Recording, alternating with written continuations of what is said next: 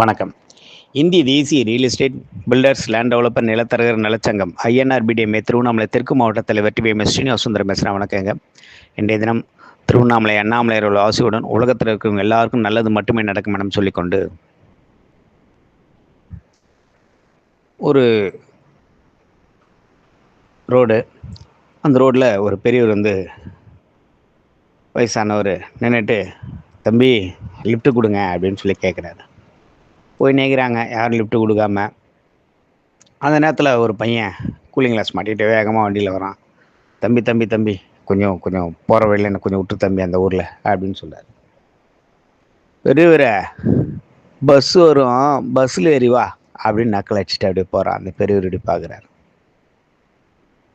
பக்கத்தில் இருக்கிற அந்த அம்மா சொல்கிறாங்க, ஏங்க பெரியவரை, ஏன் அந்த பசங்கள்லாம் அசிங்க விட்டு லிஃப்ட்டு கேட்டு கேட்குறீங்க? நீங்கள் போக வேண்டியதுண்ணே. இல்லைம்மா, சக்கரை பேஷண்ட்டு, ஹாஸ்பிட்டல் கவர்மெண்ட் ஹாஸ்பிட்டலுக்கு போகணுமா, அந்த நேரத்தில் போய் மாத்திரை வாங்கணுமா, அதுதான்மா, வேறு ஒன்றும் இல்லைம்மா அப்படின்ற மாதிரி அவர் சொல்லார்.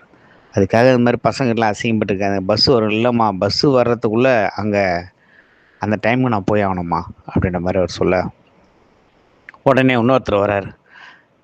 ஒருத்தர் 40 வயசு மிதிக்கப்பட்ட ஒரு மனிதன் வண்டி நிறுத்துறார். சொல்லுங்க பெரியவர், எங்கன்னு? ஏன்னா அந்த ஹாஸ்பிட்டலாண்டு விட்டுருங்க குந்தரோடு.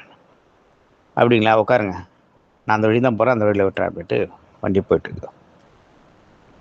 வண்டி வேகமாக போயிட்டுருக்க நேரத்தில் இங்கேருந்து வேகமாக போனார் இல்லையா, அந்த தம்பி என்ன பண்ணியிருக்காரு, நேராக போயிட்டு ஒருத்தர் டூ வீலரில் போகிறவங்கள இடிச்சிட்டு அவங்கள கீழே விட்டாங்க. இவனை விட்டு நிற்கிறாப்ப.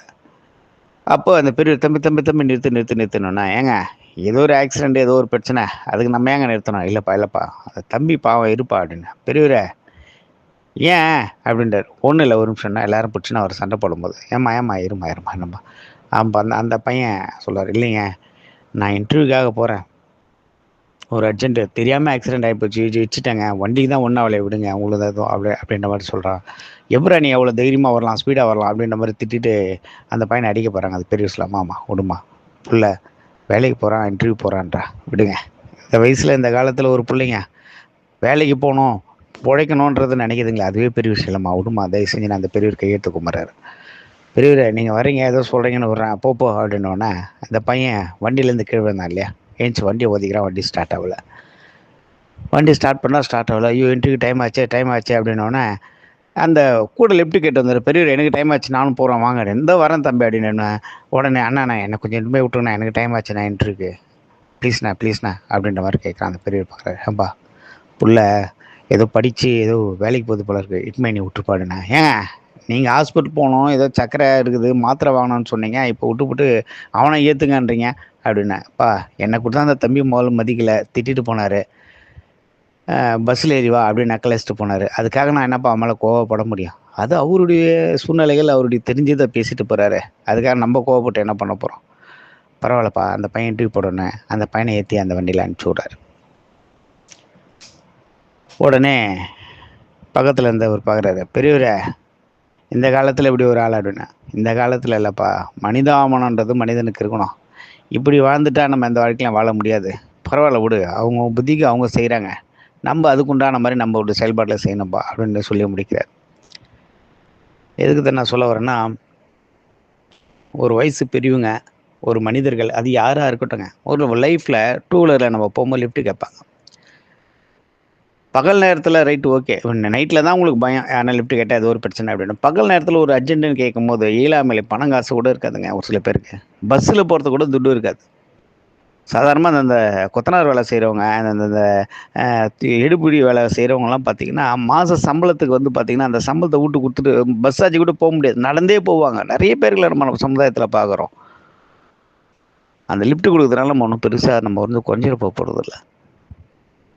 பணம் காசா ஒன்றும் கிடையாதுங்க. மனுஷனுக்கு ஒரு உதவி தானே. அந்த லிஃப்ட் கொடுக்குறதுனால நம்ம என்ன கட்டிட்டு போகிறோம்? நிறைய பேர் கிரிமினல் தானே யோசனை பண்ணுவாங்க, லிஃப்ட் கட்டிட்டு அவன் தீவிரவாதியாக இருப்பானா? அதெல்லாம் ஒன்றும் கிடையாதுங்க.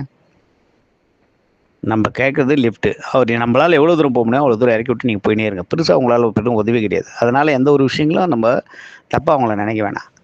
ஒரு இயலாமையில் இருக்கிறவங்களை உதவி செய்யறதுனால நம்ம கெட்டு போகிறது கிடையாது. என்றைக்குமே நம்ம ஜெயிச்சிருவோம். அதனால் மனிதர்களாகிய நம்ம எல்லாரும் ஒரு சூழ்நிலையில் ஒருத்தர் வந்து ஒரு லிஃப்ட் கேட்குறாங்க அப்படின்னா அவங்கள கூட்டு போய் விடுங்க. இந்த பெரியவர் எடுத்துருங்க, சர்க்கரைக்காக மாத்திரை வாங்கணும்னு நினைக்கிற கூட இன்னொரு புள்ள படித்து ஒரு வேலைக்கு போகணும்னு நினச்சா அவர் அவனை ஏற்றி விட்டுட்டு மறுபடியும் அடுத்த லிஃப்ட்டுக்கு நிற்கிறார் இல்லையா இந்த பெரியவர். அதுபோல் நம்மளும் வாழணும். பெருந்தன்மை என்பது ரொம்ப முக்கியம். நம்மளை சுற்றி யார்கள் என்ன விஷயங்கள் நம்மளை தவறாக நினைத்தாலும், எந்த விஷயங்கள் நம்மளை பற்றி எந்த ஃபீல் பண்ணாலும் அதை பற்றி கவலைப்படக்கூடாது. அடுத்த முன்னேற்றத்திற்கும் அடுத்த ஓட்டத்திற்கும் நம்ம ரெடியாக இருக்கணுமே தவிர எந்த சூழ்நிலைக்கும் நம்ம மனம் தளரக்கூடாது. இந்த லிஃப்ட்டு கேட்டு நம் வாழ்க்கையில் எப்படி முன்னுக்கு போகணும், அடுத்த வேலையை விட்டு கொடுக்கணும்னு நினைக்கிறோமோ அதே போல் நம் வாழ்க்கையில் வாழணும் என சொல்லிக்கொண்டு உரை முடித்துக்கொள்கிறேன். நன்றி, வணக்கம்.